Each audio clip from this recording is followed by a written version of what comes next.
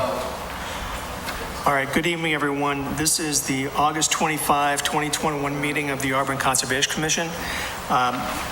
We are conducting this meeting as a hybrid session, meaning that some people are here in person, others are going to be joining us over the internet.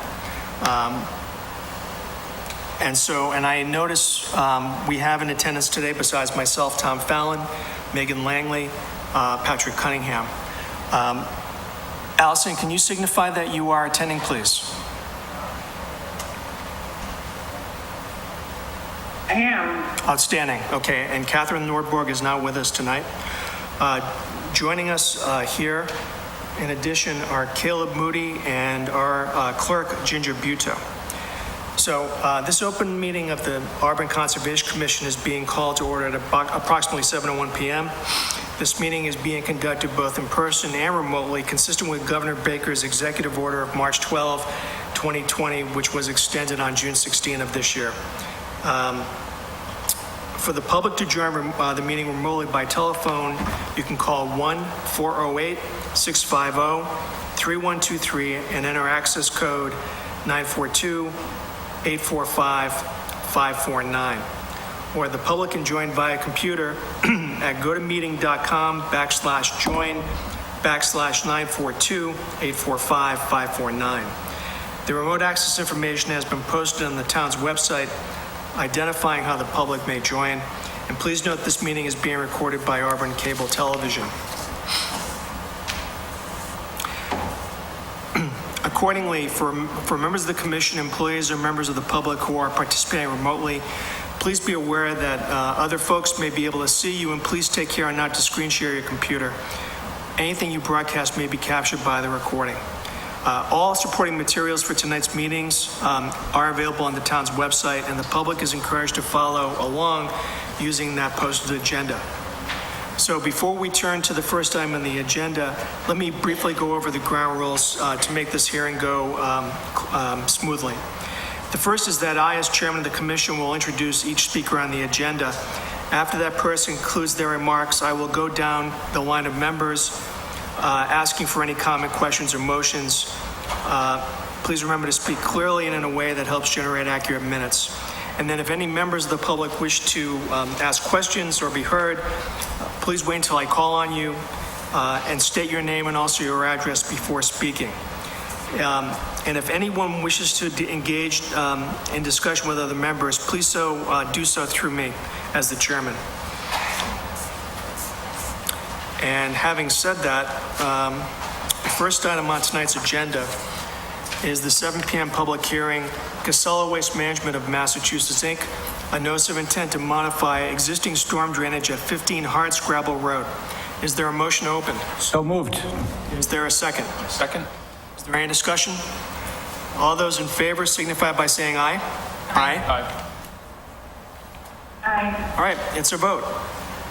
And I see Mr. Walsh, will you join us, please, and unmute. Good evening, committee members. Thanks for the opportunity to meet with you tonight. Good evening. Thank you. My name is Mike Walsh from Walsh Engineering Associates, and I'm here to represent Casella Waste Systems and their Auburn transfer recycling facility for some stormwater improvements projects that we hope to carry out this year. Okay. And Mr. Walsh, this is different from other submittals you have presented to us? Not terribly different. It's very similar to some of the work that was done last year. It focuses on some pre-treatment of stormwater. In fact, using a similar water quality unit that was installed last year. This one's a Stormwater RX Clara 25C unit. And last year we installed a Clara 40C unit on the southern drainage area. This 25C would go on the northern drainage area at the site. Okay.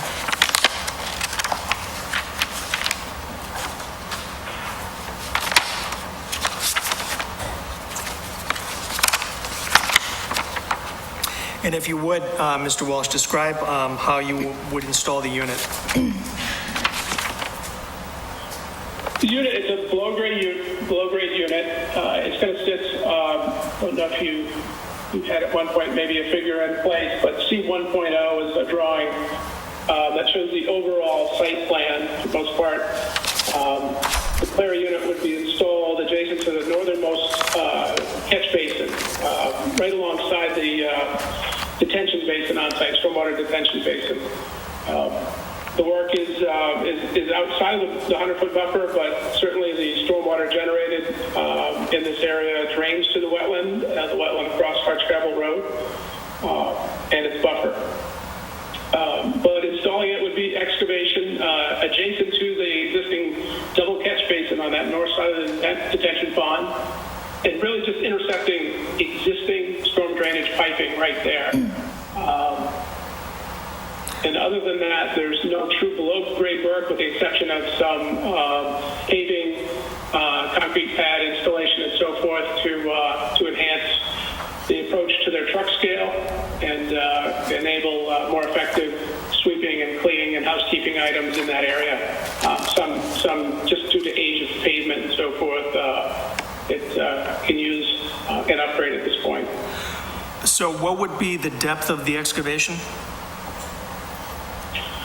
Approximately 8 feet for the unit, for the Clara unit. The footprint of the unit is approximately 7 foot by 9 foot, but the depth would be about 8 feet or so. Okay. So there will be some encroachment, I guess, as you look at the plan there. And if you go to, I guess if you go to C2.0, if you could, you'll see it a little bit more clear. So as I'm looking on your right-hand side, you'll see a very dark image of a rectangle. That's the catch basin, the smaller one. And next to it, just left of it, is the Clara unit itself with the 4 manholes showing at the top. So that's the 7 by 9 foot footprint or so, and like I said, about 8 feet below grade. And intersecting, there's a pipe. It's hard to see, but there's a storm drain pipe that extends from that double catch basin south to your left along the edge of the embankment to a single catch basin on the southern portion of the detention basin. All stormwater from there eventually drains around through a series of structures to the oil water. There's a 12,000-gallon oil water separator below grade, kind of for your final pre-treatment step before water discharges into the detention basin and eventually off-site through a structure and across Hartscrabble Road. And would the excavated material be trucked off-site? Some of it would, since it's displaced the unit. There would be some off-site material, yes. Okay. For the excavation of the Clara unit, for sure. How long do you think construction would take? I think, without weather concerns, 2 weeks potentially, but I'll say conservatively 2 to 3 weeks, and I think that's pretty conservative. One thing that could draw it out is just the paving operation, right, depending on weather and conditions and so forth. But the actual installation should be very quick. I would say with reasonable weather, within a week to install the unit, intercept the piping, and backfill it, and start preparing for paving operations after that. Okay. And what are you proposing for erosion control measures? Well, mainly check dams in and around the area of excavation, inlet filters in each of the basins that could potentially receive any runoff or sediment from the excavation and disturbance. And then, just beyond that, housekeeping to make sure that, sweeping is done on a daily basis. There's also on the slope there, you can see silt socks will be installed on the slope below the excavation to make sure that there's nothing entering the detention pond. Okay. And what's the maintenance schedule for the Clara unit? The maintenance schedule, all of these units on site, there's several stormwater features we've installed. All of them are evaluated quarterly at a minimum. Okay. Some more frequently, but this would be in that rotation of quarterly inspection and likely, I'll say semi-annual cleaning, but as a rule, generally now, the systems are generally cleaned once a quarter. Very good. And I'm curious, who does the owner provide you with logs, or how is record keeping maintained? Yeah, we assist with some of that on a quarterly basis. We do a part of their stormwater pollution prevention plan. We happen to provide those inspections on a quarterly basis. The facility does supplement those inspections. They do some ZBG inspections. The zinc on the roof drainage filters assist us with that. So everything at a minimum is inspected quarterly. Okay. All right, Mr. Walsh, I have no other questions. Does any member of the board have any questions for Mr. Walsh? Nope. Where are the erosion, he was saying like the silt socks, where are those on the diagram? I'm looking at C1.0 right I think now. they're on C2.0. So where would, I just don't see it in the legend.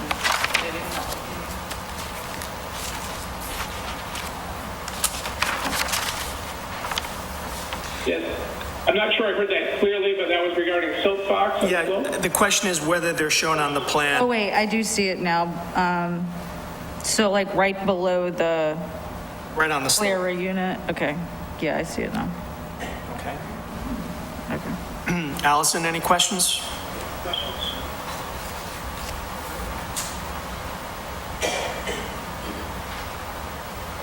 Is that better?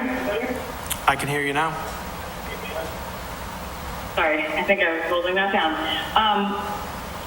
Are there any samples that are going to be taken, either of the sediment that's getting removed or the water quality before and after the installation?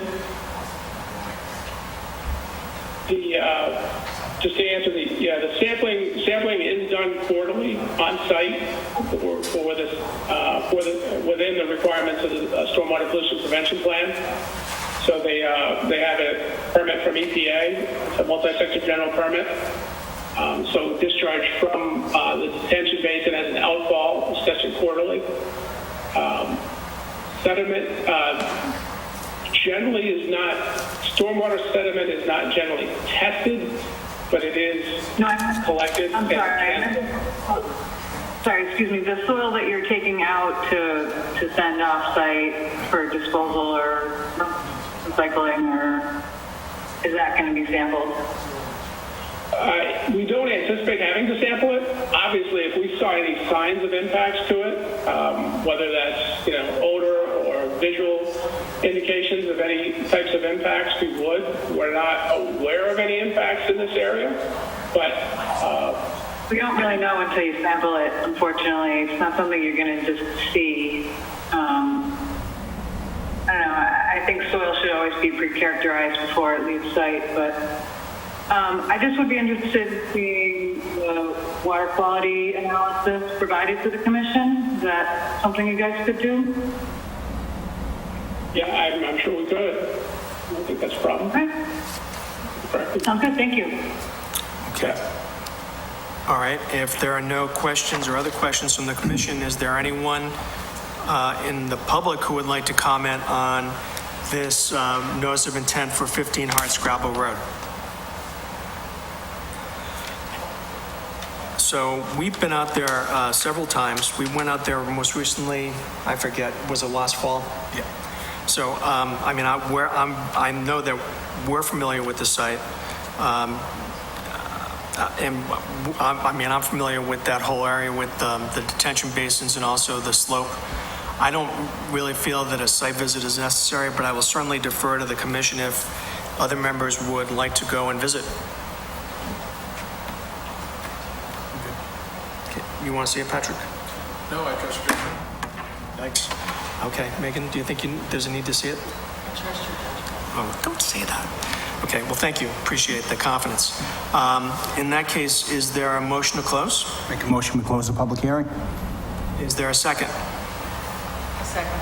All right, is there any discussion? All those in favor signify by saying aye. Aye. Aye.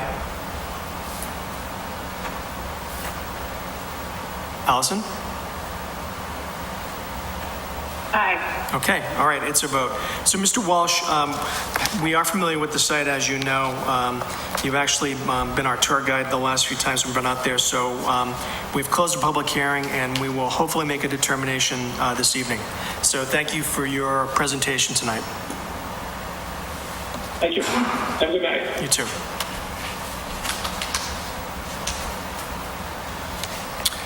All right, the next item on our agenda is 7:05 public hearing.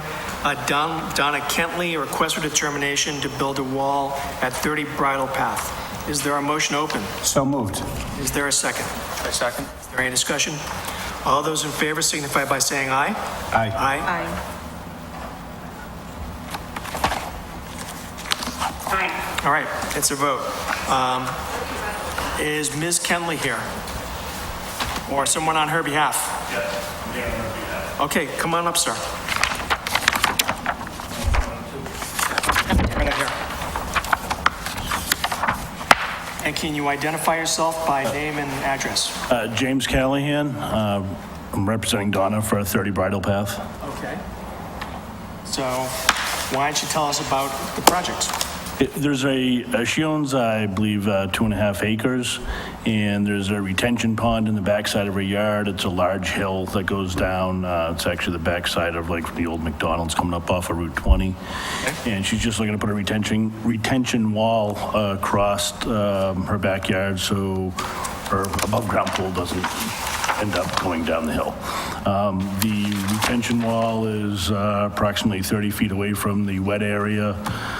And there's going to be no changes in the area other than she's going to have a retention wall put in so she can have a flat yard, so it's easier to mow and maintain and keep her pool there. Can you describe the fence or how it's going to be constructed? Because there was a diagram in here, but it wasn't clear to me if that was going to be how the posts were going to be set for the fence in the ground. Do you know that? Well, I'm sorry, what fence? There's no fence. This is Sorry, the wall. I'm calling. the wall. I went through the building department with that, and they have the engineer's plans on putting in exactly how the engineered plans. And there was gravel that goes behind it and the rock, and these are the large granite or large cement 2x4 blocking that they're putting in. Okay. Like a commercial grade. Do you know who did the drawing? Okay. So is the wall going to curve around in the manner that's shown in this diagram? Correct. It goes down to her backyard and it comes in along the neighbor's yard up to her garage. And did you actually walk off the distance between the edge of the wetland and where the wall is going to be constructed? Correct. Okay.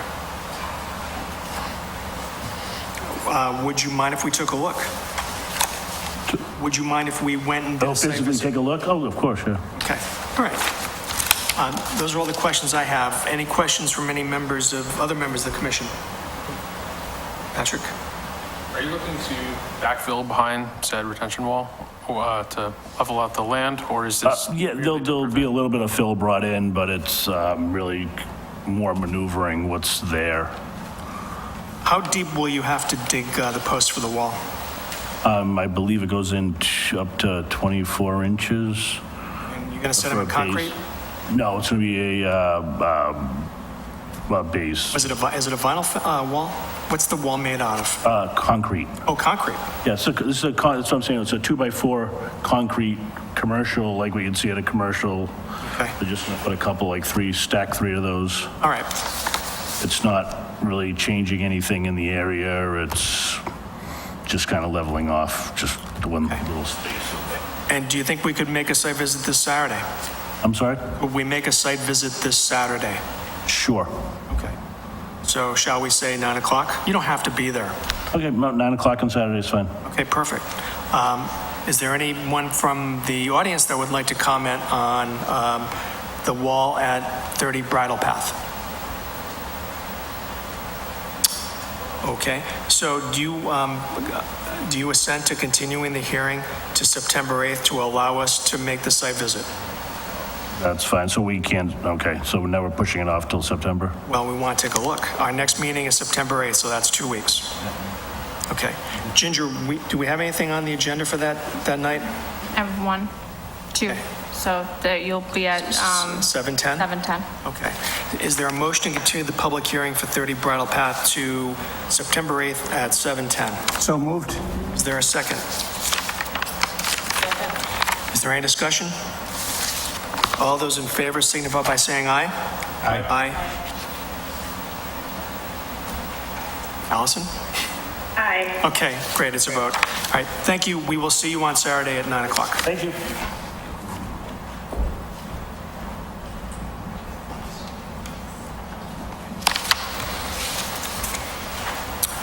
The next matter on our agenda is a 7:10 public hearing, accessible housing for children, elders, and disabled LLC, a notice of intent to build a single-family home at 16 Perry Place in Auburn. Is there a motion open? So moved. Is there a second? Second? Is there any discussion? All those in favor signify by saying aye. Aye. Aye. Aye. Aye. All right, it's a vote. Good evening. Sure. Mr. Chairman, my name is James Tatro. I work for Azimuth Land Design, here representing the applicant, Accessible Housing for Children, Elders, and the Disabled LLC. Casa is here as well. All right. And the application before you is a notice of intent for work on 16 Perry Place.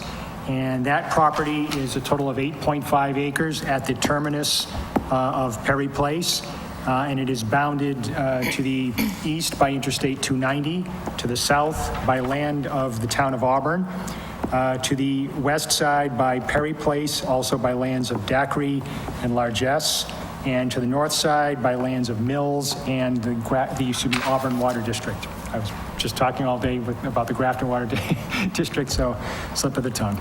Okay. But again, it is an 8.5 acre site, and I'm going to flip the board. This is to show you overall, and I sent this over to Ginger, also the colored presentation plan. What we're proposing is to alter 24,000 and change square feet of area for the construction of a single-family home. On the site, you have wetland areas. We have submitted a wetland delineation report by Scott Heim of Northeast Ecological Services. You have wetlands at the south and at the north ends of the site. And just to quickly spin back to the overall view, excuse me. At the north end of the site, you have wetlands associated with Kettle Brook, a perennial stream. We're not proposing to do any alteration within the buffer zone or within the riverfront area at the north end of the site.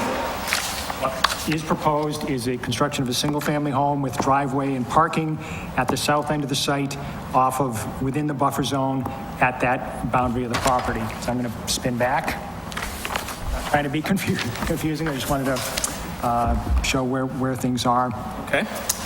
So what you see, the representation on this plan is this is the proposed house. This is Perry Place with the turnaround circle, such as it is. This orange boundary is a proposed erosion control barrier consisting of silt fence backed by staked straw bales.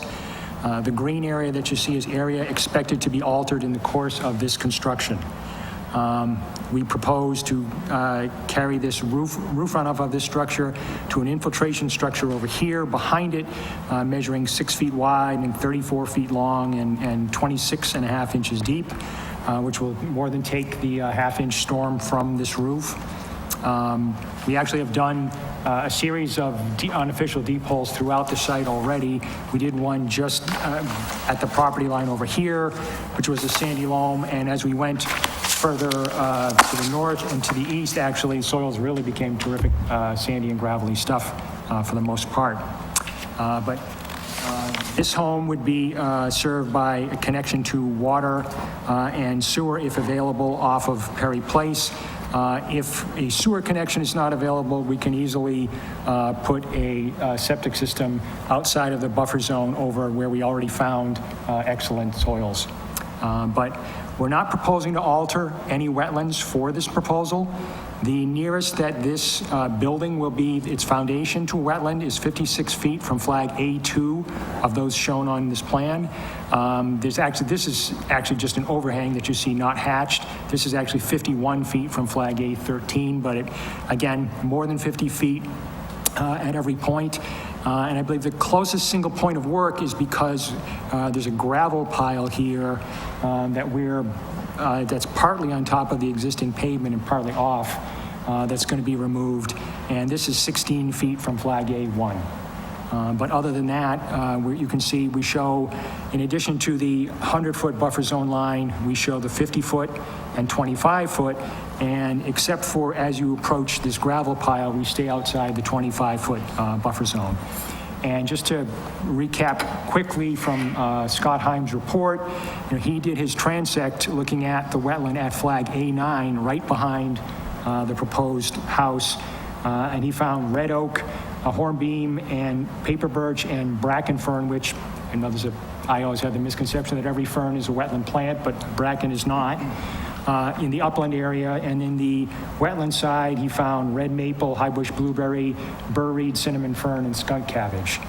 He talks in his report about how the south wetland consists of he called it an emergent, I think he called it an emergent meadow wetland, may have been his phrasing, which I think he's describing the area over here where there's really no overstory, there's no trees, and also some forested wetland, which I believe he's describing the area close to Perry Place, where it is, just as the phrase implies, is forested and wooded fairly deeply. So, just to wrap up quickly, our proposal is to construct this single-family home, to send its roof runoff into an infiltration structure. The building itself is more than 50 feet from the wetlands at all points. The work only gets within 25 as we're approaching this gravel pile. And just one more quick note, this very thick line that you see on the plans is the FEMA 100-year flood zone. And I think FEMA's done better work, but it is what it is. I guess I'll just turn it over to you folks and ask if there's any questions I can try and answer. And again, Mr. Benincasa here also. So I have a few questions. How much impervious area are you going to be creating with the construction of this home? The home is 4,014 square feet, including the overhangs. Okay. And how about the parking area? I don't have a number on the parking area, but I can certainly get that. And you believe that the infiltration basin that you've shown on the plan is sufficient to handle all that runoff, both the runoff from the roof and also from, you're not proposing any drainage for the parking area, correct? It's correct. It's not. This infiltration area is receiving the roof runoff. It is not receiving the drive in front of the structure. And how many parking spaces are you proposing? There are 6 total.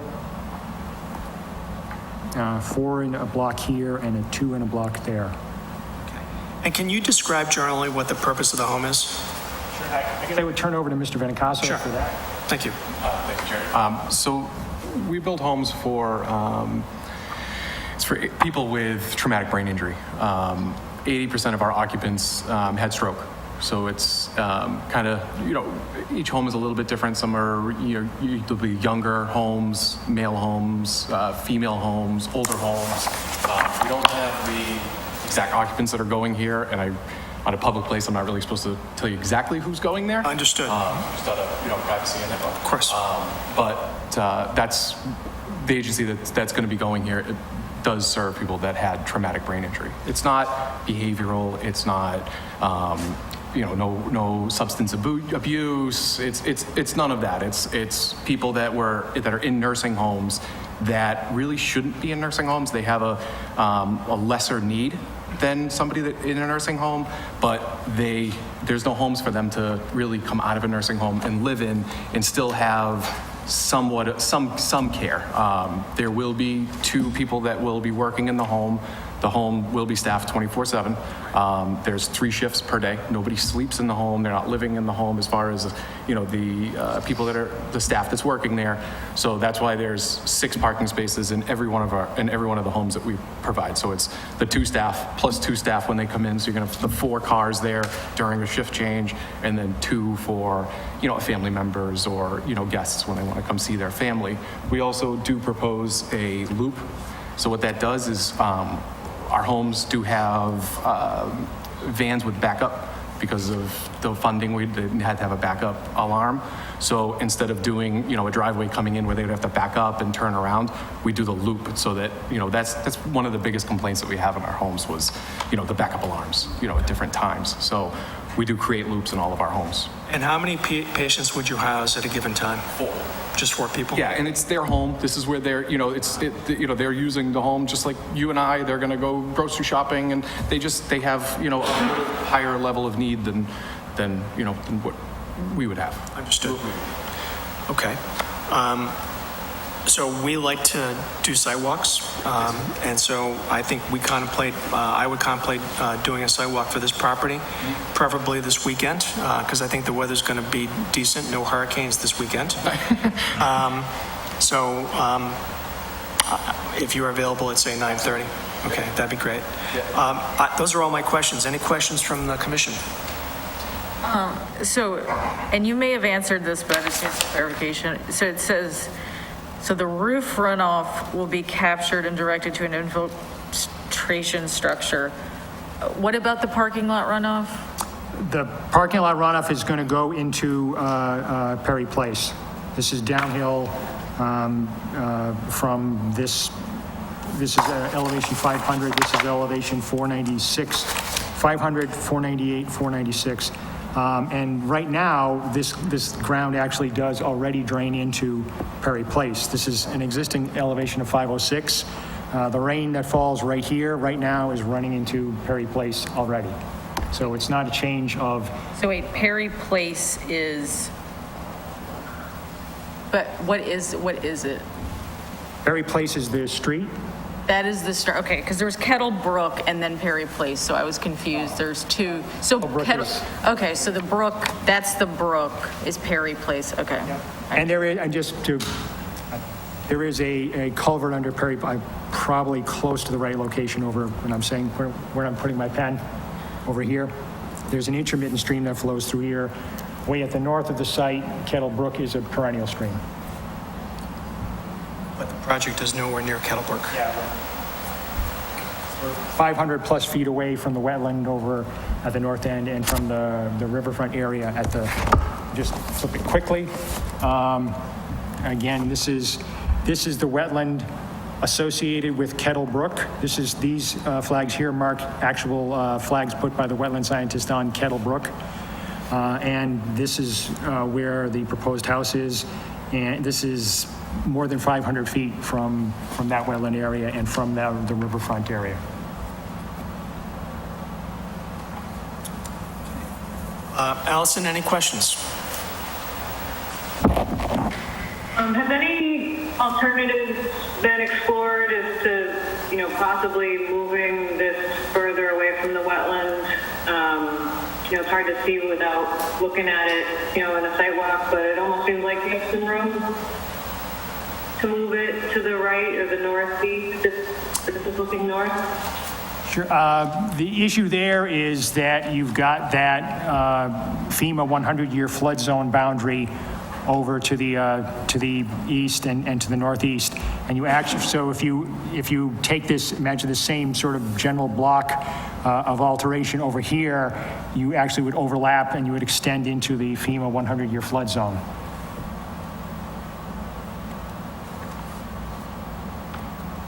What line? I'm sorry, I don't think I follow. It's the FEMA line. I don't know if you can see where I'm running the pen.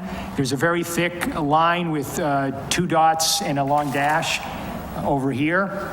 Yeah. This line is the FEMA 100-year flood zone. The area where I'm putting my hand now is in FEMA's designated 100-year flood zone.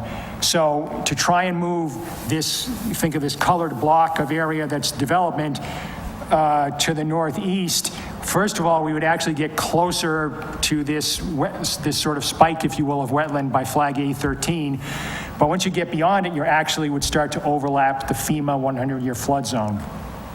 This is actually I think the best location for getting separation from the 100-year flood zone and from the buffer zone.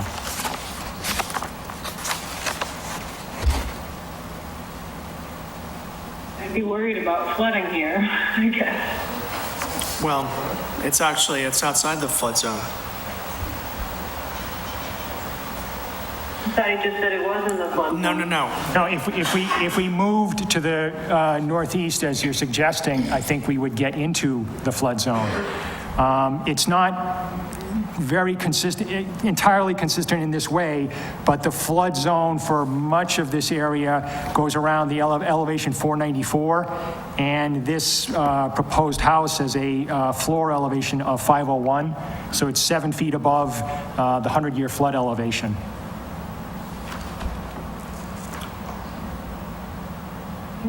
We can take a look at it on Saturday. Okay. Yeah. All right, good. Any other questions from the commission? Okay, if there is anyone here in the audience that would like to comment on this, I'd ask you to, hold on, raise your hand and state your name, as you just did, sir, and state your name and also your address. So please, sir, go ahead. Dean E. Largess, 39 Perry Place. I'm going to try and give you some history. Okay. That property was the Zinnemann property until 290 went in, which Mr. Paradise purchased. It's basically for golf from Mr. Zinnemann. Mr. Paradise had that landlocked.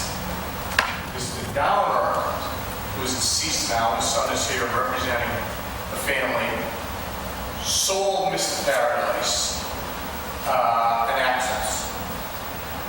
When Mr. Paradise bought that, he filled in the 100-year flood. That was the overflow for the swamp. That anytime we had a flood, it always went up the overflow. Since it's been filled in... And when was that, sir?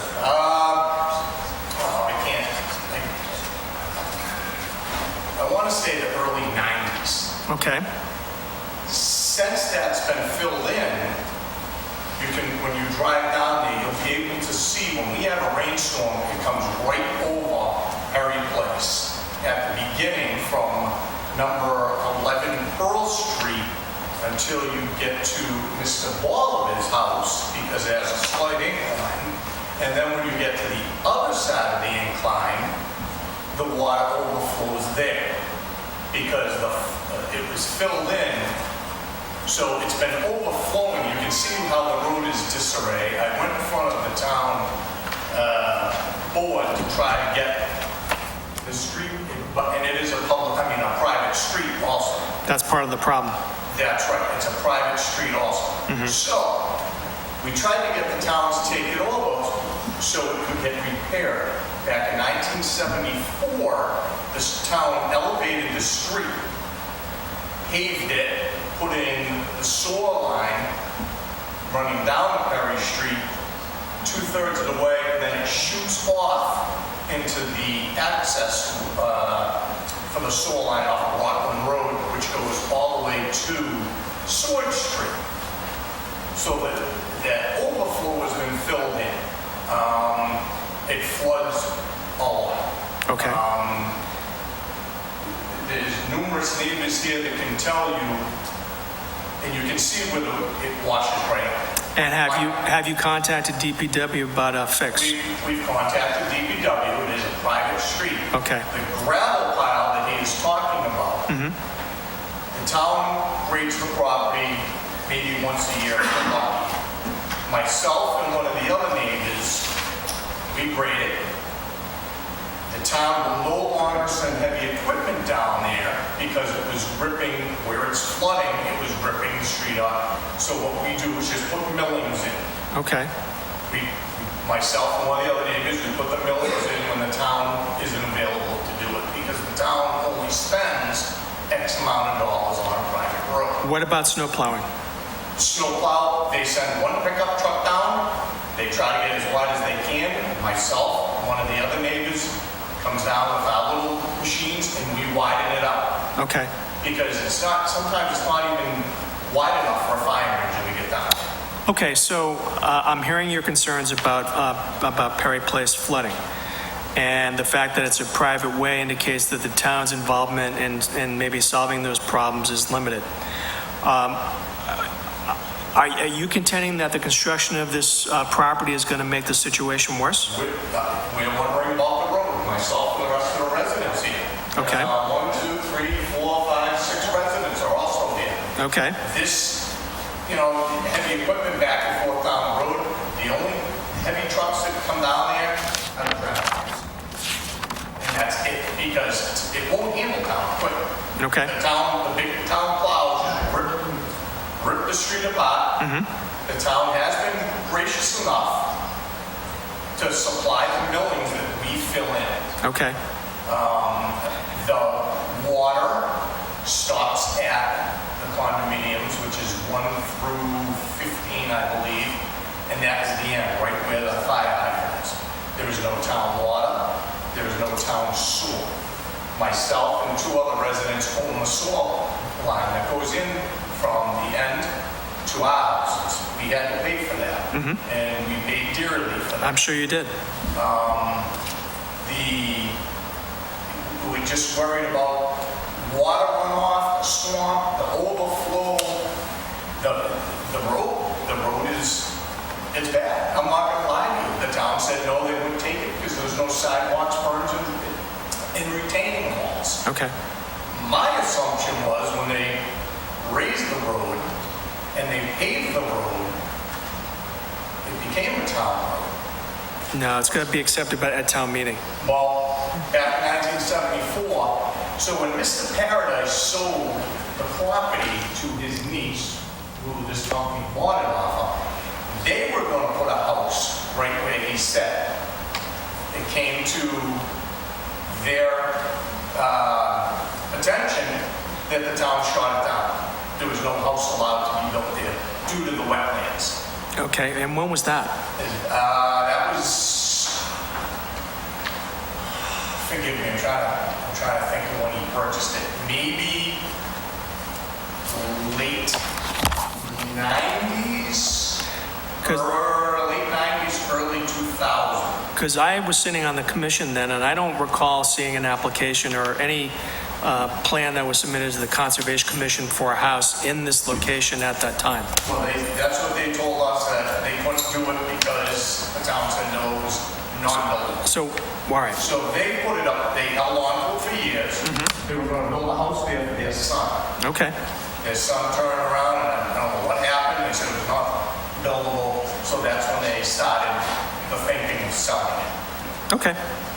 I understand. I don't know if any of the other residents and neighbors would like to say anything else.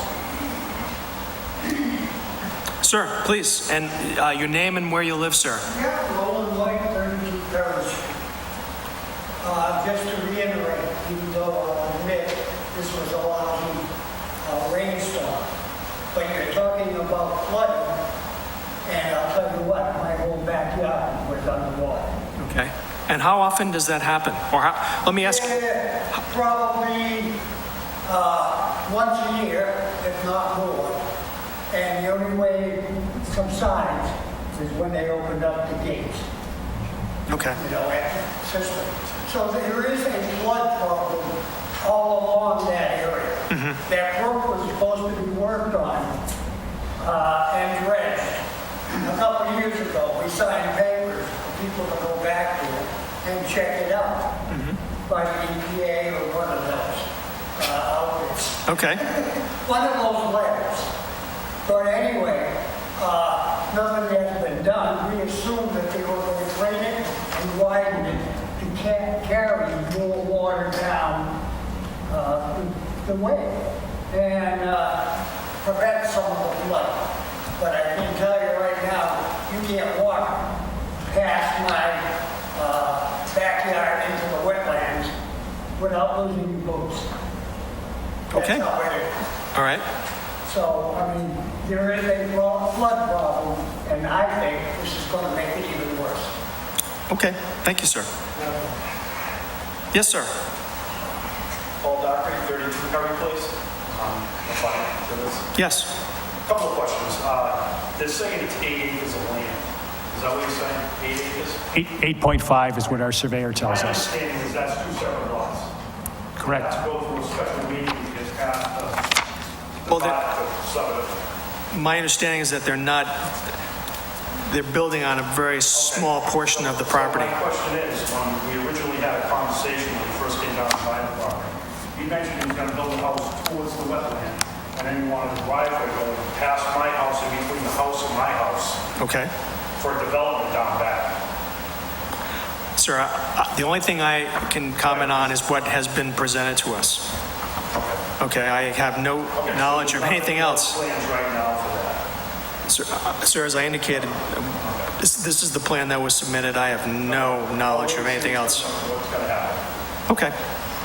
All right, so anyway, if you heard us before, we take site walks, and we're going to be doing a site walk this Saturday. So I think we're going to be there around 9:30 or so. If you don't have to attend, I mean, we have your plans and we have your filing. So do we have your permission then to continue the public hearing to September 8th at 7:15? Mr. Chairman, we would request to continue the hearing to your September 8th meeting at 7:15. Okay, thank you. Is there a motion to continue the public hearing to September 8th at 7:15? So moved. Is there a second? Second. Is there any discussion?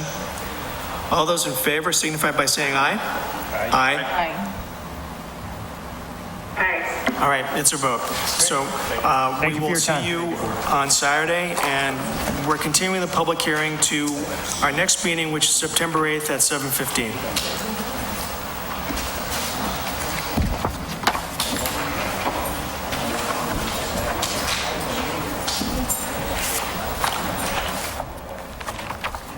And the next matter on the agenda was a 7:15 public hearing. Jeffrey Jazz, excuse me. We're conducting a meeting. We've moved on to the next on our agenda. Feel free to speak outside. Thank you. Next item on our agenda is 7:15 public hearing. Jeffrey Jazz, a notice of intent. The applicant has requested that we continue the public hearing. Ginger, do they request a continuance to September 8th? They have. Okay, is there a motion to continue the public hearing for Jeffrey Jazz to September 8th at 7:20? So moved. Is there a second? Second. Is there any discussion?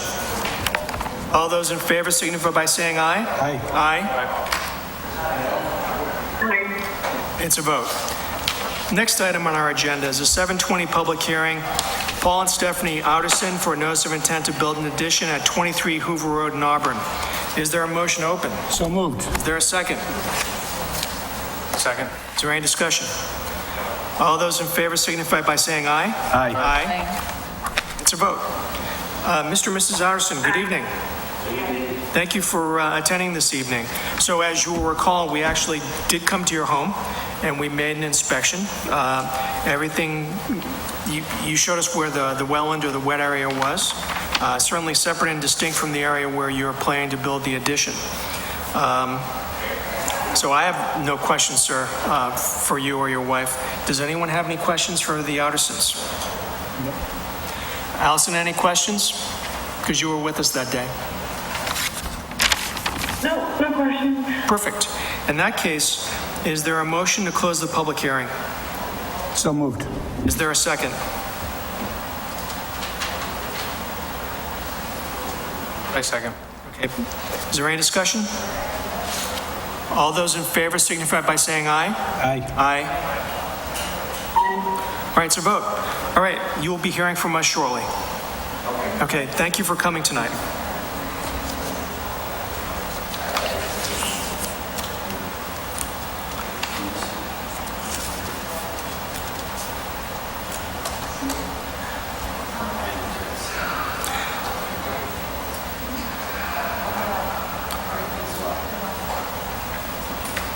The next item on our agenda is 7:20 public hearing. 7:25 public hearing. Tony DeFutis, a notice of intent to rebuild a stone wall at 10 Rotary Road in Auburn. Is there a motion open? So moved. Is there a second? Second. Any discussion? All those in favor signify by saying aye. Aye. Aye. It's a vote. All right, Mr. DeFutis. Good evening, sir. Why don't you come on up over here? Thank you for your patience.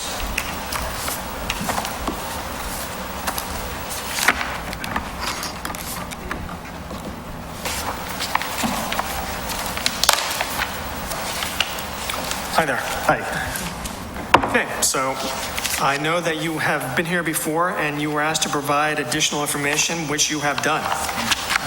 Yep, sorry for taking me 3 times to get you what you need. We apologize. It's all right. First time at the conservation round. Not a problem.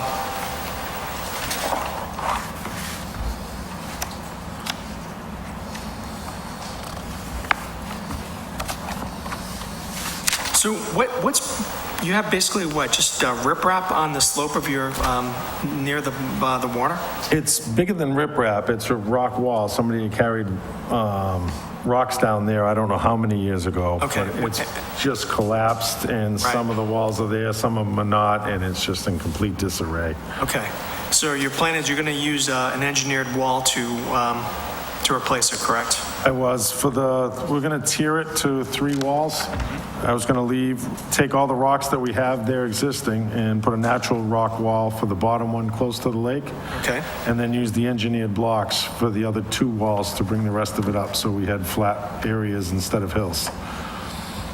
Is it your intention to use some of the remaining or the rocks that are there on site to rebuild the natural rock Correct. wall? Yep, the bottom wall will be all the existing rocks that are there. Okay. And you're also installing erosion control measures, obviously between where the wall is going to be installed and the water. Correct. Any idea how long it would take to do the construction work? I'm told 3 weeks, so I would quote that at 4. Yeah, understood. How are they going to actually erect the wall? I mean, I'm looking at this diagram and it shows a big front end loader. So there would be. So there's a small ramp going in that we're hoping to use for a golf cart ramp at the edge. Up into that. So we'd start with that. That'll be rip-wrapped on both sides with a check dam on the bottom. Okay. And including while we're doing construction, there'll be 2 layers of silt fence with 9-inch wattle on the inside. Silt fence will be dug down into the ground so nothing will get past it. Right.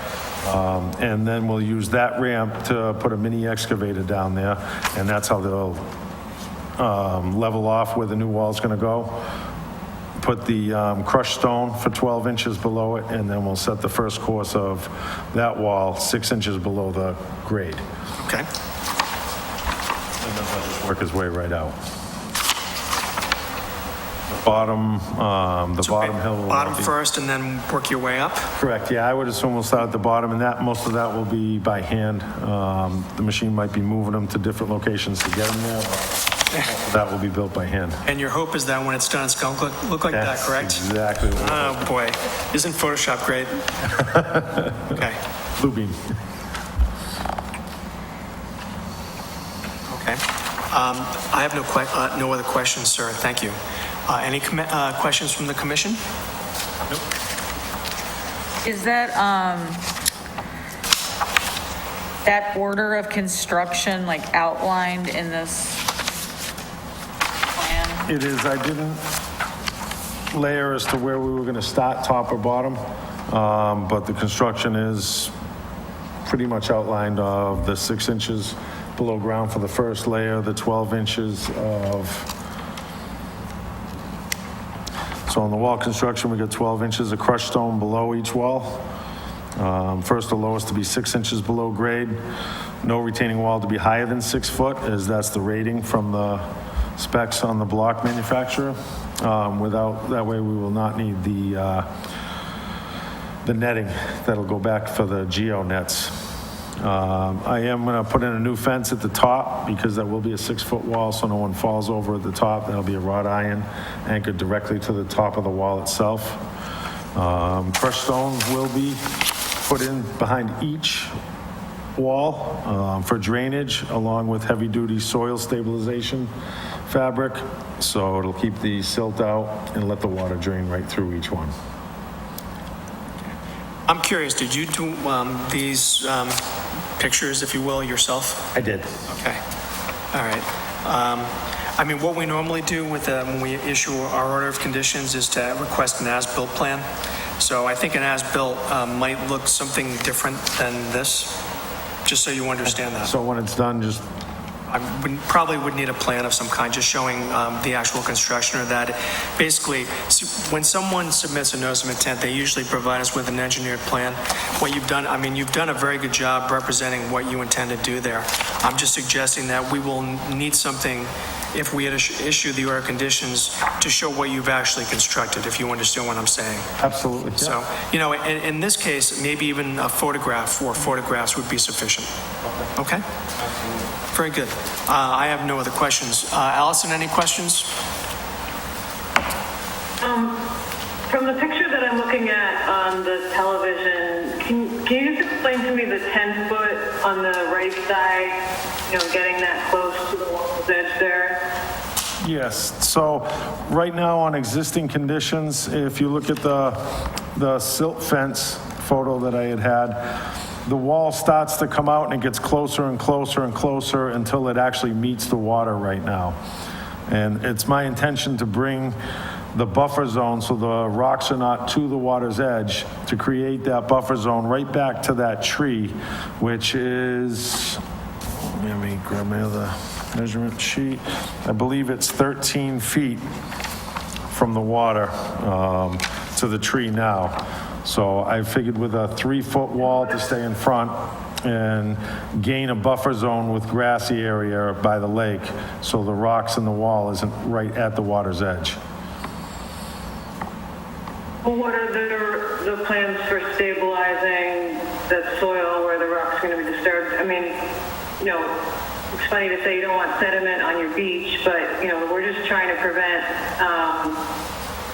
you know, loose soil and disturbed soil, there can't be any stockpiles of soil in that, you know, as much as you can outside of that 25-foot area. So that's just all we would want, I would hope to recommend and be concerned about. Well, we can certainly put that in the order of conditions too.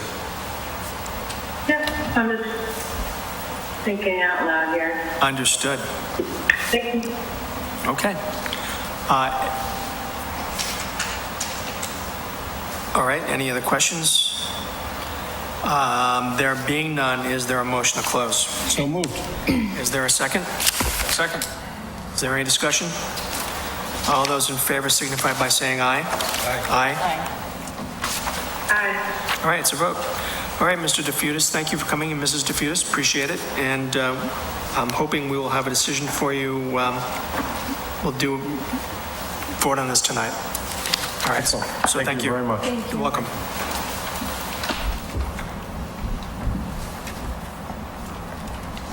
Okay, next item on our agenda is 7:30 public hearing. Jim Fabry, notice of intent to construct a warehouse distribution facility at Lot 3 at 190 Washington Street. Is there a motion open? So moved. Is there a second? Second. Is there any discussion? All those in favor signify by saying aye. Aye. Aye. Aye. Okay, it's a vote. Good evening. Good evening. For the record, Travis Brown with Turning Point Engineering, here representing the applicant, J.M. Cool, for a site development plan and notice of intent application for a warehouse distribution facility. Since the last meeting, we had discussed primarily one area of the wetland in this location and our proposed work in proximity to that wetland. Correct. As you may recall, that work was proposed to occur within the 25-foot buffer zone. At that last meeting, you had requested that Graves look at the hydrology to that area. Steve O'Connell of Turning Point Engineering and Jeff Walsh of Graves Engineering and I met out there yesterday, did some augering, did a test pit up gradient of that wetland. I certainly don't want to speak for Jeff, but in his report, he thinks it's a combination of overland surface flow to that wetland, but primarily that wetland is fed from groundwater. So our thoughts here, and we also agree with that based on what we had looked at in that area a little closer yesterday, was that we were going to pull this grading that we had previously shown fairly close to that wetland, all outside of the 25-foot buffer. So relocate that pavement and that grading, that cut slope away from that wetland area, so we're not adversely impacting, hydraulic. So none of the work then is in the 25-foot zone? What I found interesting about the letter from Mr. Walsh, which we got late this afternoon, is that he says the actual source of the groundwater is unknown. So that, I think, I suppose if you walk it further, you could find it, but,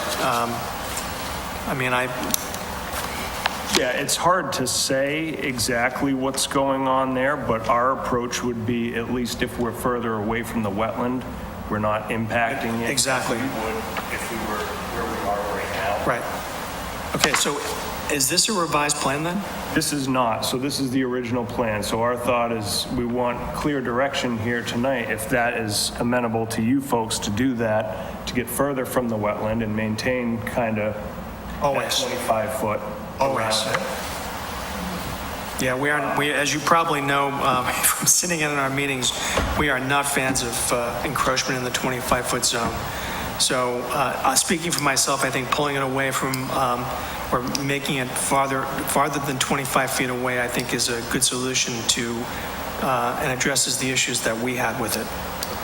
So, Yeah, we're currently in the process with planning board to get what we hope is a final revised set. So we wanted to come in tonight and get clear direction. Sure. And then provide that revised plan to the Conservation Commission as well as the planning board, and then that would be ultimately the plan that would be. So the hope would be that by September 8th, you'd have a final plan.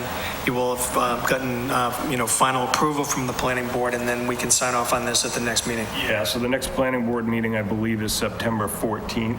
Oh, it is? Okay. Well, we're going to meet on the 8th. All right. I mean, if we provided you that plan showing that work to be outside of that 25-foot, presumably we'd be in a position to close it. I think so. Speaking only for myself. Allison? Yeah.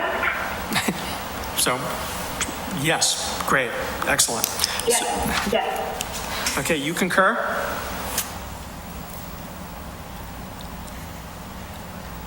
Unmute. Talking to me again? I'm talking to you again. I said yes. Okay. She said Yes, I concur. I think that is a great thought process and appreciate the changes. All right. Having said that then is, let's see. So is there a motion to continue the public hearing in this matter to August, September 8th at 7:25? I have a question. Okay. I'm sorry, Megan. It's okay. And I don't read a lot of these reports, so bear with me. But I guess what I don't see spelled out obviously in the Graves report is how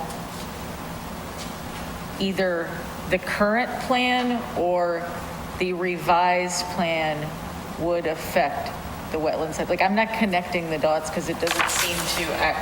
I thought that the intention of this report was to. Maybe I misunderstood the intention of. The concern, I think, was that we had a concern that this proposed project was going to end up dewatering that southern wetland. Right. And according to, it appears that that wetland is fed both by groundwater primarily.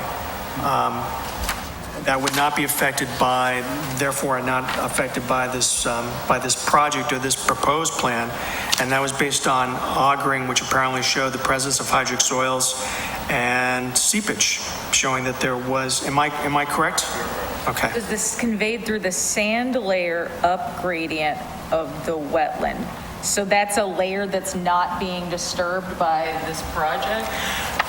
I think the plan is by pushing everything outside of the 25 feet, there's less of an opportunity of that wetland being dewatered. Right, you're not taking that, within 25 feet of the wetland, you're not taking that grade down to an elevation that's below the wetland, within that 25 feet, is the idea, where previously we were cutting roughly 10 feet from that point of that wetland. So now we'll be a minimum of 25 feet away. From my understanding, Gray's just reported their findings based on the evidence that they saw out there. I don't know if they were instructed to give a recommendation, but it's a hard kind of thing to give a recommendation on that's not clear. You're talking about groundwater, and as the report says, he's unsure exactly. Where the source is. Right. Right. So there will still be there won't be a disruption of the soil to the extent that it will disrupt the feeding of the well. Correct. I mean, That's the idea. our concern was that the project would somehow end up dewatering the wetland, and according to this, and I can certainly, granted, we didn't have a chance to really review this in any detail, and I certainly didn't have a chance to speak to Mr. Walsh, and I will call him and ask him to address that concern, but my understanding is that especially by moving the project back more than 25 feet, the chances of the wetland being dewatered, I think, are substantially reduced. And again, there's a separate source of groundwater. It's not only what's coming down the slope, but also there's actual groundwater that feeds that wetland, which I actually think is consistent with what we saw there. You know, so. Yeah, so in his report too, just to dive in a little bit, so he specifies wetland flag 211 to 226. So on this plan, that is this area here. Right. You know, so there is remaining area that flows to that wetland, both surface flow and groundwater, because tends to be high groundwater in this area, but also from this side. So pulling that 25, you'll keep that, but also there's an area up gradient towards the back that would still maintain hydrology, if that answers your question. This is Allison. I guess you know that since, well, anyway, there was a talk of maybe showing us a plan with some arrows on it to kind of show, where the flow is going to be going. And also, I don't know if it would be possible to show us a cross-section, kind of how this is going to look, because it's still a little bit hard to visualize in this way. I'm sorry. And maybe that would just help. A cross-section of what? Like the wetland towards what's going to be cut away as the parking lot. We can, see that, the distance and that grade, I guess. Do you mean like a profile from the side, looking? Yeah, a cross section of the area. Are you speaking? Coming through the tip of the wetland towards the parking lot. Yeah, we can provide it. All right, they've agreed to provide it to us. Allison, is there a specific cross-section line, that you'd want to see, which? Well, how about right in the bend? Yeah, so I think they know what I'm talking about. The area that we've been talking about this whole time. That area that would have been approaching, yeah. This area right here. Yeah, I'm thinking wetland flag 220. It's hard to see on the plan, but that's the furthest. Do you have a copy of this? Yeah, I only can see it on my phone right now. But here, take mine. I can get another copy. But we can run it from, thank you. So we can run that from that wetland flag that's closest as shown on the existing plan out to the parking area, if that's the area you're talking about, Alice. It is. All right, good. I think that would help us visualize it. Thank you very much. Okay, so. Will that show, I'm sorry. No, go ahead. Will that show also the depth to which there's excavation and disturbance on the cross-section too? Yes, exactly. Yep. It'll show a slope from the wetland down to the parking area, and then that 25 feet in between, and then we'll even show on the other side as the wetland goes down the other way. Okay, I think I asked for a motion to continue the public hearing to September 8th at 7:25. Is there a motion? So moved. Is there a second? Second. Is there any discussion? All those in favor signify by saying aye. Aye. Aye. Hi. All right, it's a vote. All right, thanks for coming in. Very much. And we'll see you on September 8th. Okay. Next item on our agenda is 166 Bryn Mawr. There was a request for a certificate of compliance. We made a site visit there, and frankly, where it's a duplex, and on the side of the duplex where the request was submitted, didn't see any indication of any wetland. Again, I think this was a project that was built quite a while ago. Again, and this is kind of this happens, or may be happening more often, where the commission has approved a notice of intent. We've issued order conditions, and like 15 years later, someone comes forward because they want a certificate of compliance. But having said that, because I did not see any evidence of any wetland, therefore I did not see any evidence of any problem with approving the certificate of compliance for 166 Bryn Mawr. So having said that, is there a motion? I make a motion that we issue a certificate of compliance for 166 Bryn Mawr. Okay, is there a second? Second. Is there any discussion?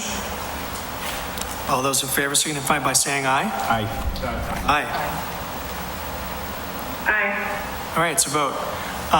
Ms. McElroy, can you unmute?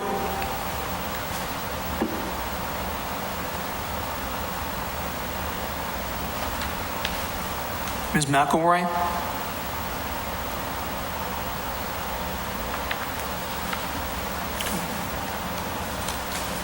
Okay.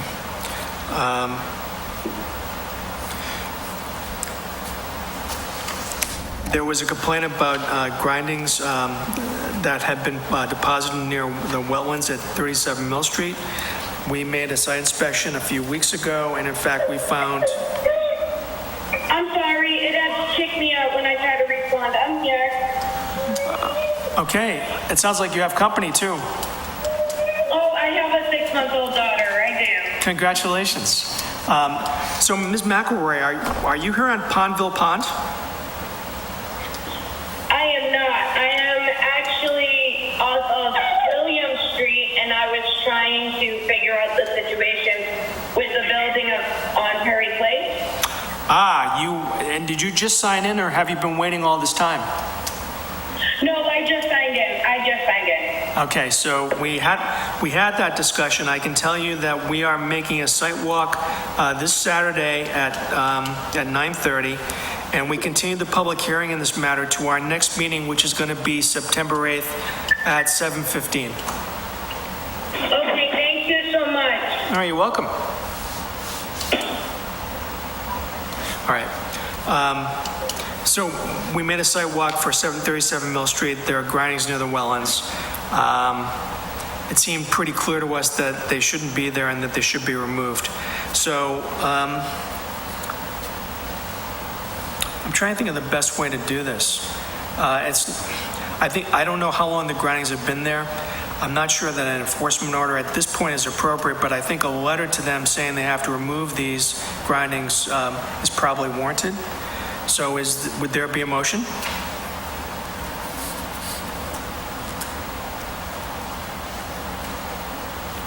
Anyone? Bueller? Make a motion to send a letter to 37 Mill Street to remove grindings? Okay, is there a second? Second. Is there any discussion? All those in favor signify by saying aye. Aye. Aye. Aye. All right, it's a vote. Pondville Pond, we received a complaint. Apparently, there is a portion of Pondville Pond that is privately owned. And the question was whether or not we can treat the entire pond instead of just that portion that is owned by the town. And there was, I believe in your package, you received a copy of an email that was sent from Joanna Paquin to Caleb Moody, saying that, in fact, the portion of Pondville Pond that abuts 2 Riverside Drive is owned by Ms. Mary Cox of 15 Brook Street. My thought was, we do have the funds. It seems to me that if we have the funds to do weed and algae treatment, and if we can get Ms. Cox to agree to let us treat that section of the pond, we should do it. So my thought would be to send a letter to Ms. Cox explaining the situation and basically requesting permission to have that section of the pond treated. So is there a motion? Do we know what this is? Like what the grass is, what's growing here? I think that looks like, I think that's algae and crap. The big moundy stuff? Yeah. It's algae? I'm not sure. It's just, yeah. I'm not sure, but Invasive plants, basically. but invasive, exactly. So we have funds and we do weed control. Okay. And so I think the thought would be that, if we have the funds and treat all of Pondville Pond as long as the private owner would agree. It's not a cost that she would incur. It's Who does the treatment? we have a company called Solitude Lake Management that does it. We have a What do they contract with them. use I'm just curious. I don't know offhand. I do have a question of just related to what is actually in the pond. The methods to removal, is it chemical? Are they coming in with a vacuum truck? I think it's chemical. Chemical? We use the harvester machine too, I think. Yeah, they have a vacuum truck for Yeah. plants, We aquatic plants. can get details for you. Yeah, I guess I'd just like to know details Okay. about how they do it, and then, moving forward, as we have other projects like this, we can help us better establish the methods that... Sure. It's chemical for algae, and then it's, physical for the aquatic weeds often, so just curious for the details. Joanna did also respond to this, this email, Okay. letting her know that that is privately owned back there. Right. We don't have an address or an email address from Ms. Cox, do we? I do. Oh, you do? It should be within your email. What? Hey, Mike? Yes. Property owner, I do not know. Okay. All right. Yes, Allison. So, am I understanding that Auburn owns this pond except for this one section? I think it's more than that, right? Do we? Like, are we treating the entire pond, I guess is my concern, and then I think we should get some sort of, idea of the success rate or how long they think it will last or that kind of stuff from the contractor. I think Mr. Moody has some information for us. Through the chair, if I may. Please. Perhaps it would be appropriate to get a motion to receive property owner authorization to get a quote on what it would cost the commission and what the process would be to remove Absolutely. invasive species. But I think the other question is it just Ms. Cox that owns that portion of the pond, or there are... I believe there's multiple private properties. So we probably, if we're going to be comprehensive about this, we need to contact everyone, don't you think? I would agree. If only treat a little bit, it's not going to be effective. Correct. So can you think of a way that we can get that information? Yeah, I believe through the assessor's office, we should be able to come up with some contact information. Okay. So my thought is that assuming we should, and like you said, treating one portion of it's not going to be sufficient. If we can get the permission of all of the owners to do this, then we can approach Solitude, get a quote for what the cost would be. They could then actually submit a proposal to us. They could, which we could put mark as an agenda item. They could go over the methods and what their, I guess, sequence would be for doing the work, and then we can act on it. At what level does it have to go out to bid, like the public bid? Well, we have an existing contract with them, so I don't think it's a matter of it going out to public bid. I think it would be a modification of There's like a the existing. contract value, and if it's that above that, like $10,000 or something, it has to be, Right. Right, and I don't know what the amount is, frankly, and if we do have to competitively bid it, I'm sure we will. But I think the first thing we need to do is find out who actually owns the area surrounding the pond, contact them, and then see if we can get a consensus on treating it, because I think it would benefit them too, I believe. Certainly. I'm just saying we don't want to put SoCal, make them do all this work and then have it come up as public bid. So if we got an idea of how big it was, roughly how much it would cost. Okay. All right, so I think then, why don't we do this? Before sending any letter to Ms. Cox, let's get the list of the abutters that have a property interest in the pond, and why don't we carry this over to our next meeting then as a discussion item, okay?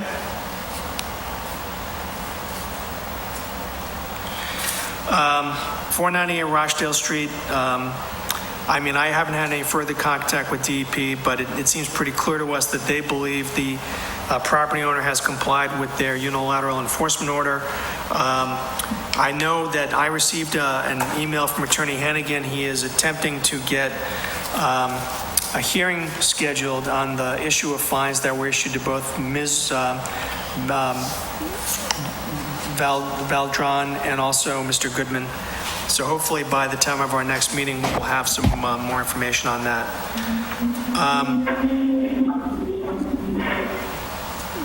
The meeting minutes of July 14th.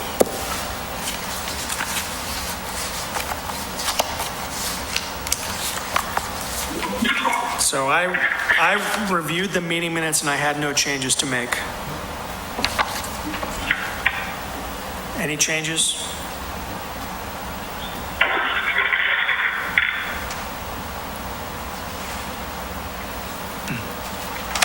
Anyone have any changes to the meeting minutes for July 14th?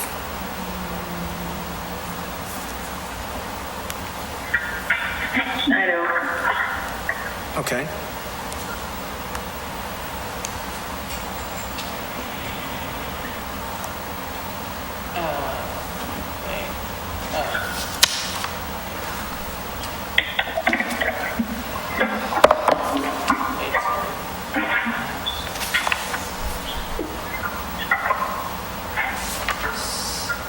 I can make a motion that we accept the meeting minutes for July 14th as presented.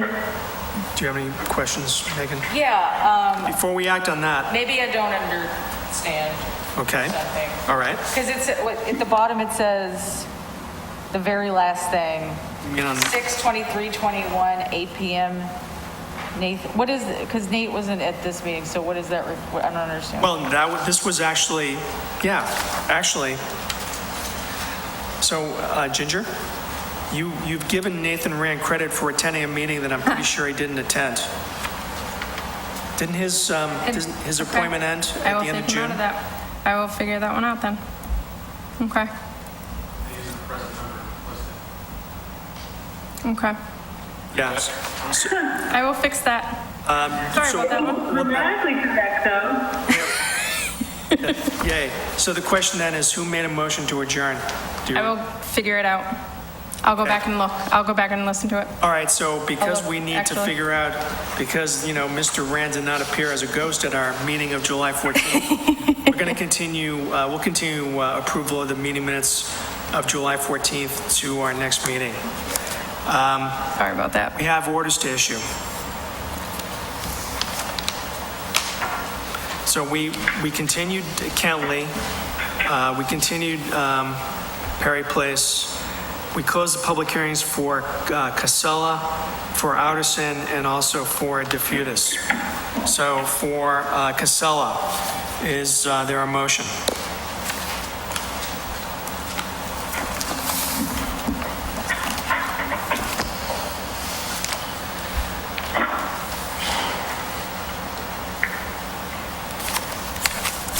Come on. Anyone? Bueller? What's our next meeting is within the 3 weeks or not? It is within the next 3 weeks, but do you really want to wait 3 weeks and then have to issue 3 orders of conditions at 3 weeks from now or 2 weeks from now? Well, I'm just worried we haven't gotten to the stuff that applies to stormwater management, but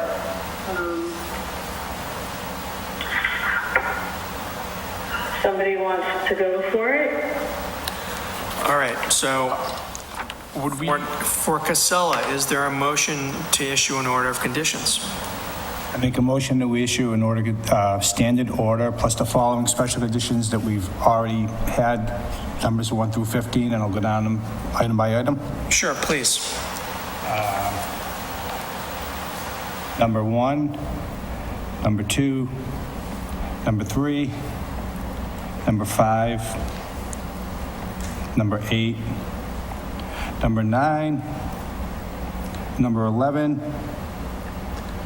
number 13, And that should do it. yes, that should do it. Okay, so Tom's motion is standard order conditions plus special conditions 1, 2, 3, 5, 8, 9, 11, 13. I would just amend 13 because he indicated that under their plan, they maintain quarterly. So instead of annual, it'll be quarterly. Okay. With that amendment, is there? Yes, Allison, what is it? Can I suggest that we add submission of water quality testing reports to us, semi-annually or something? Okay, so tell us how you want to word it, please.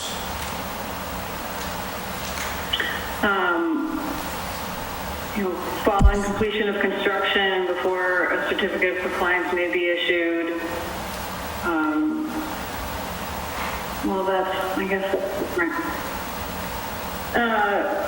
That any water quality sampling conducted may be presented in report form to the Conservation Commission semi-annually. I don't know. Just going off the cuff here.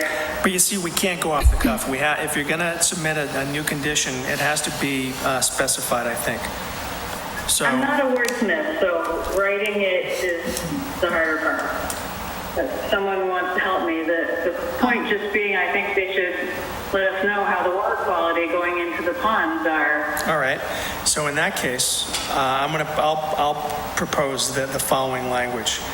The applicant shall, after construction is completed, the applicant shall submit water quality tests or the results of water quality testing on a semi-annual basis, period. How's that? What's the extent? Is that mean in perpetuity?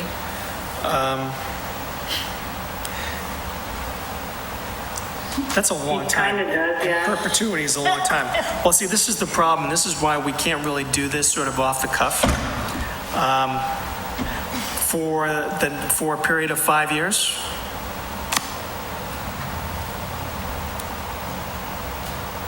Okay. 5 years? Sounds good. Sounds good. All right. So, I don't have a DEP number. Good, Bill? okay, hold on. So we can't issue the order until we get a DP number? So we just spent, all right, so we have to wait until the next meeting. So, you know what? That will give us a chance to just polish that language, and so it's perfect. All right, so we will continue discussion on the order of conditions for Casella to September 8th. For Artisan, is there a motion?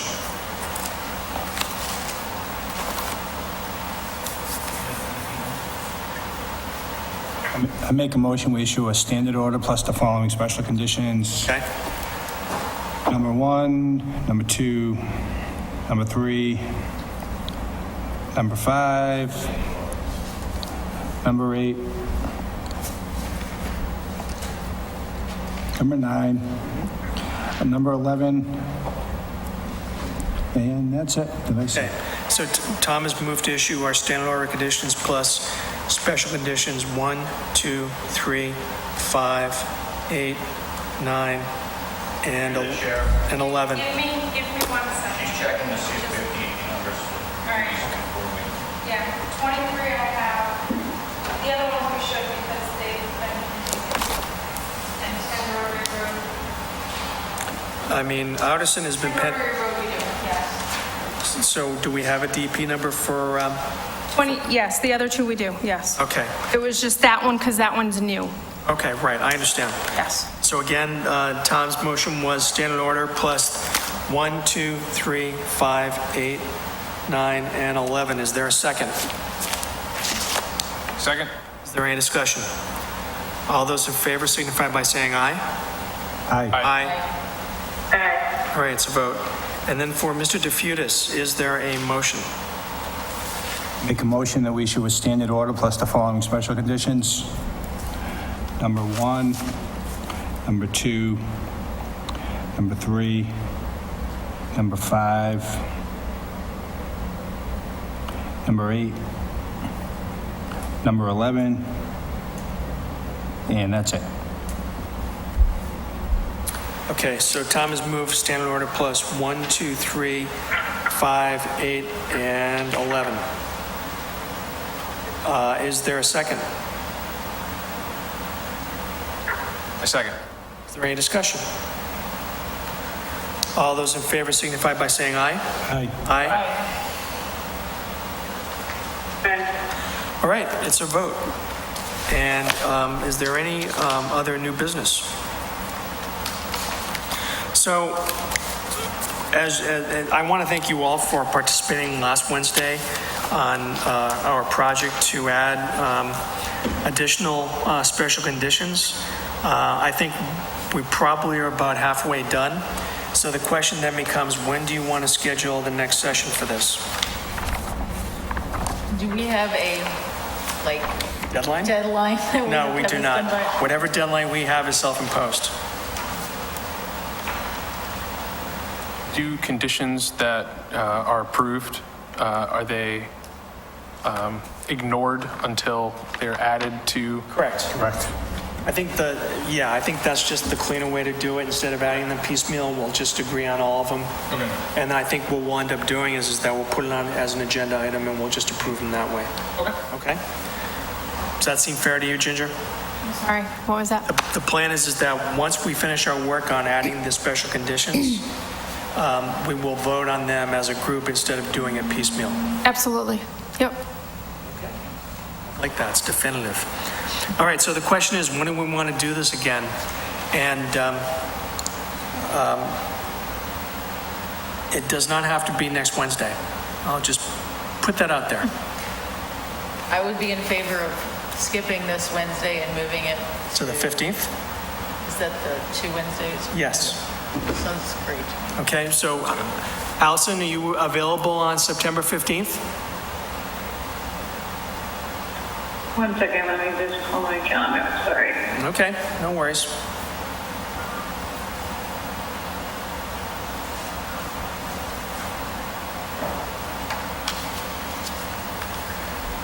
I am available that day, yes. Okay, so why don't we plan then on tackling the second portion of the special conditions on September 15th at 7 p.m.? That's not our regular. No, our next meeting will be September 8th, which is in 2 weeks. And if there's no other new business, is there a motion to adjourn? Make a motion, we adjourn? Oh, go ahead. Okay, should we get Nathan to move to adjourn? Just kidding. Tom, motion to adjourn? Motion to adjourn. Is there a second? Second. Is there any discussion? All those in favor signify by saying aye. Aye. Aye. Allison? Aye. Okay, it's a vote. Aye. We got to work on your delay there, Allison. All right. Thank you, everyone. I'm in a hotel room, so come here and have any internet. Oh, I'm sorry, I didn't know that. So, well, thank you for participating. Good night. All right, goodbye. Bye. Good night.